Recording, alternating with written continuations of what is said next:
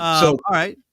Okay, go ahead. So, well, I was just going to reintroduce because on the audio version, I just want people to know we are talking with comedian John Branyan, also a genius comedic writer. He's got the book Life is Hardy Hard Horror. Now you can find that on Amazon, right? Yeah, it's on Amazon. Amazon, Links on my you find website. books. And there's links on his website, which is johnbranyan.com. It's right here on the if you can't see it, but it's called johnbranyan.com, Bryanyan. So now, and we are working on, he's teaching us comedic writing. So we've developed our concept, our premise, where and how we learned to develop a punchline by going 15 degrees off the main. Correct. You have a concept. The key to good comedy is you have to know what your audience is thinking. You have to know what they're thinking, and then surprise them with something else that's connected to the thought that they were having, but that's not what they were thinking about. Right. Comedy is based on assumptions. You assume that you're going in one direction and then you go in another direction. And then you also exaggerate. So assumptions and exaggeration are the two primary things that are the easiest things to manipulate. And so when you're talking about like old men skateboarding, for example, there's a lot of things that can be exaggerated about that. Yeah. And so what you want to do is you want to look for things that can be stretched out of shape. For example, like what goes on inside a guy's head? Well, we know there's so many things about men. Men like to do dangerous things like all of their lives. Men, it's always the men that are trying to go, hey, we can nail some wheels on this and ride it down a hill. No, we can jump out of an airplane with it. No, we can shoot ourselves out of a cannon. It's men that do that. Have you noticed that? It's never the women. Men. Yes. Right. We're big dumb idiots, is what we are. Well, it's just but why do we like to do that? Why do we like things to be dangerous? Why do we like to get up on things? You ever notice that, like, at a scenic view, if you're driving through the mountains and there's a sign that says a scenic view ahead, and it's like, well, let's pull over and look at the scenic view. Okay, so you pull over and you walk up to the edge there, and the men will always spit off of the That's so true. It's not the women. You don't see women blowing hawkers off the cliff. Right. Yeah. It's the men. Why? Yeah. Why? Because we want to watch it fall. I don't know. I don't know why, but there's something. Or like if you walk across a bridge, you're like. Exactly. Yeah. Exactly. The purpose of a scenic overview for men is entirely different than it is for women. Oh, look at the butterfly. Oh, you just spit on it. Yeah. What are you doing? Right. And so it fell. Well, but what I'm describing here is a shared context. All right. Okay. When you start saying that, I don't have to say that.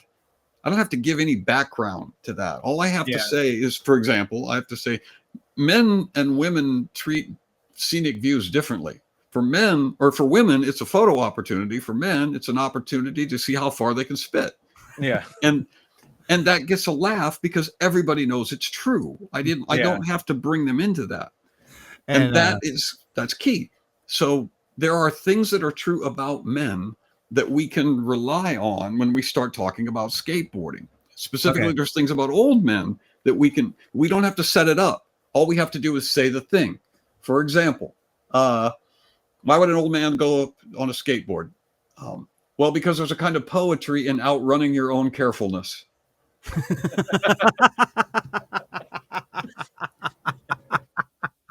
Mm-hmm. Again, very sad but true. Yeah. Right. Right. Oh my gosh. And so, yeah,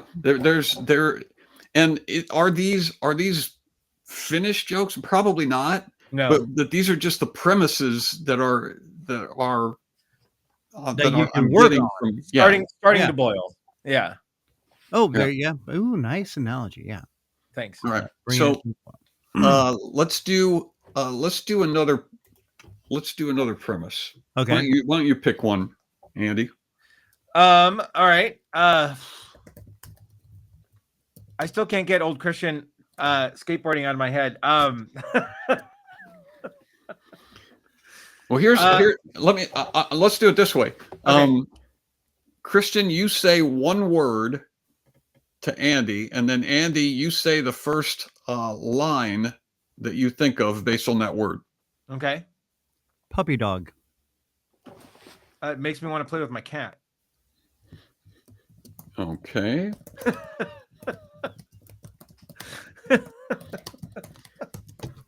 Interesting.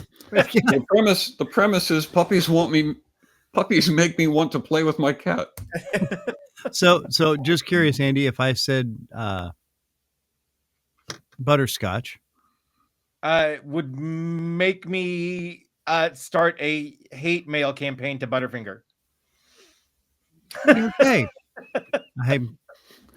I'm starting to feel we're gonna need a therapy session coming on. All right, so we've got a concept of puppies and kitties and pets and so on. So we need to just have a stream of conscious about that. Yeah, they're transgender puppies that are transgendering into cats, I guess, is maybe a safe way of putting that, because in Andy's head that's how it's working. Right. Yeah. So let's see. So we've the juxtaposition between cat people and dog people is huge. Rich for comedy. And so why would puppies make you want to play with a cat? Well, so I mean, dogs are needy. You know, I can't just sit and be with the dog, or like if I'm sitting with the dog, I've dog sat before, and the dog needs my attention 90% of the time that I'm around. Right. Because it loves you. Right. Meanwhile, I can go 2 days and not see my cat. And then finally my cat shows up when the food runs out. Because the cat hates you. Right. So, love, hate. There we go. Right. So that kind of sounds like you feel the need to impress your cat. You feel the need to somehow earn its respect. A little bit. Yeah. Sounds typical of a cat. And so seeing the joy and enthusiasm from a puppy that it has makes you go, you know what? I'm going to see if I can get my cat to love me as much as this dog. That seems kind of sad, Andy.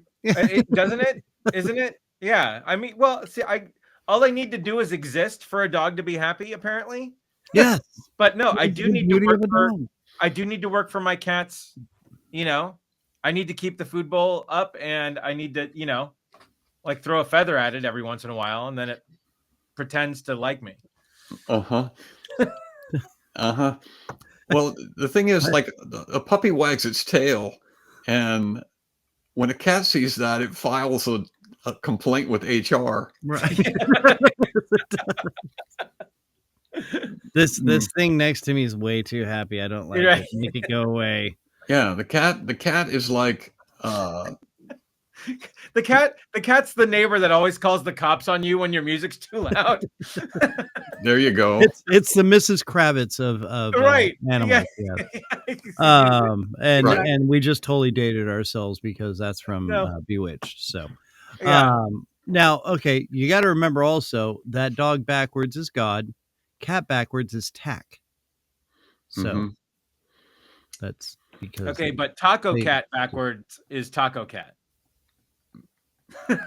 and we've done the 15-degree thing, haven't we? We've making it maybe 45.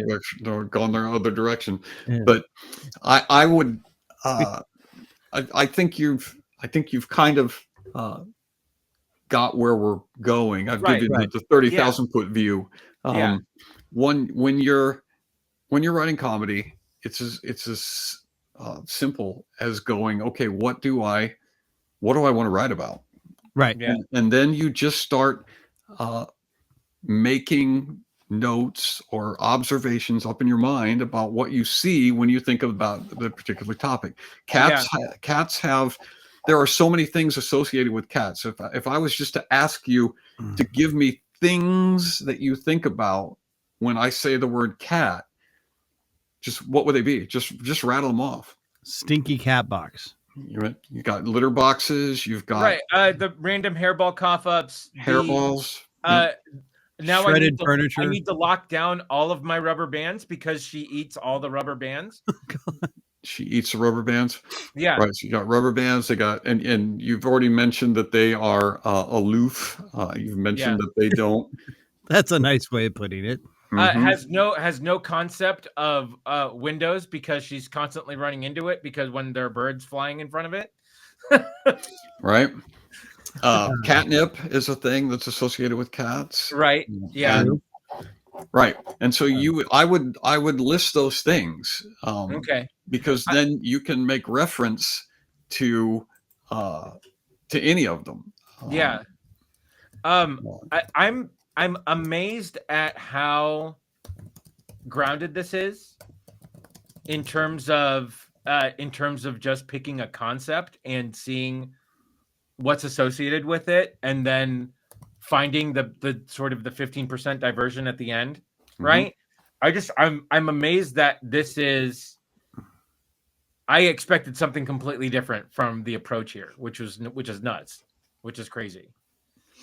So, but I mean, you've made it such a simple, straight through kind of process, and then you give yourself free license to start taking it in different directions. Which whiskers, cat whiskers. I'm like, where did that come from? Right. Well, so, you've got you're once you start listing the when you start listing the attributes of a cat, for example, then everything that's referenced to a cat, you can write a line about that. And again, I can't emphasize enough that you can't be too judgmental with yourself. Sure. All right. So like I would say something like, okay, cat ownership. What is it about owning a cat? Why would a person want to own a cat? That would be the question that I would ask. Why would you want to own a cat? And maybe it's because the litter box is a sandbox of moral lessons about procrastination. Oh my God, that's so true. I'll get it tomorrow. Oh my God. They because they treat every closed door like an existential insult. Right.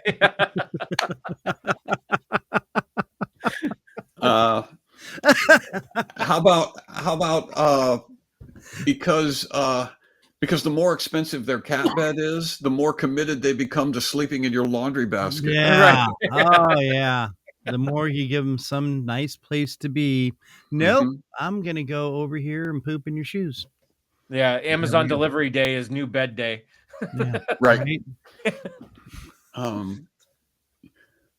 Because brushing them produces enough hair to knit a second cat that would also ignore you. And just sit and meow for no reason. Right. So, yes. They consider 4 a.m. the perfect hour to sprint across the piano. Right. Or your bed. Oh, good Lord. Or the bed. Yeah. That's always that. And so all I'm doing is just thinking about things that cats do, thinking of attributes to cats, and then saying them. And then once you, the reason that it's comedy is because these are also shared context. Anybody who spent time around a cat, anybody who knows about cats, exactly what we're talking about. All you have to do is reference these things and they're going to go, oh yeah, that's what cats do. Yeah. So, but you just, the temptation for a lot of people is to explain it first. You shouldn't do that. You just assume that everybody's going to know what you're talking about and say it. Right. Because at least 50% of them probably do. And then the other people feed off of what you've got going on. Now, how much do you, and I'm not trying to be contradictory, but how much do you stick to the actual truth of anything, or how much do you embellish into it? Well, or should you embellish it? It depends on the topic. Everything is embellished to a certain extent. Right. But okay, but I guess maybe what I was trying to say then is, how far do you take the embellishment? I mean, do you go to okay, there's no limit. You can extreme it and go absolutely right. You know. Particularly if it's something that is well understood as being true. You have a lot more latitude for exaggeration when you start talking about how hateful cats are, for example. I mean, you can go as far as you want, because that's a premise that everybody basically agrees with. That cats are, you don't own cats. You are part of their staff when you bring a cat home. Right. Yeah. And everybody knows that. And so that's a ridiculous distortion of the truth, but it still works. Yeah. So Andy, you do realize you're not the head of the household. Oh, correct? No, I've known this. Yeah. Yeah. Okay.